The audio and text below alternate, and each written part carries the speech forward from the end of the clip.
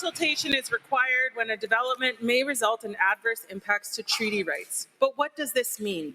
The TRC Call to Action 92.1 speaks to a commitment to meaningful consultation with Indigenous peoples before proceeding with development.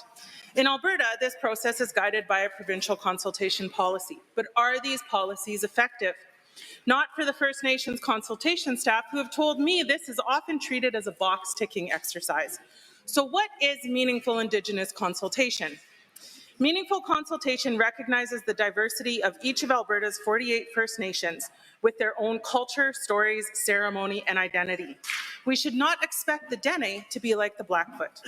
Consultation should be slow, and elders' rich wisdom cannot be rushed, but rather needs to be savored.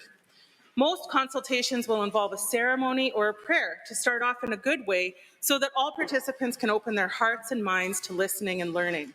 A site visit is critical. Walking the land together, looking at medicinal plants, animal signs, and the patterns of nature, or sitting in a teepee listening to stories that have been carried through generations increases understanding. The Indigenous relationship with the land is intergenerational. Meaningful consultation involves trying to define how that relationship to the land and to their ancestors may change with a development.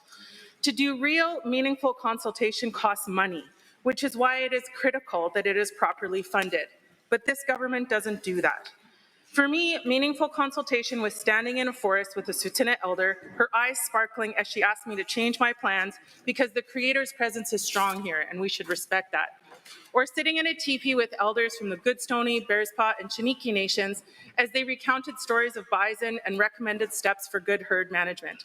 The most important part of consultation is that we listen and act on what we've heard, and only then can we ask Indigenous people if they've been meaningfully consulted.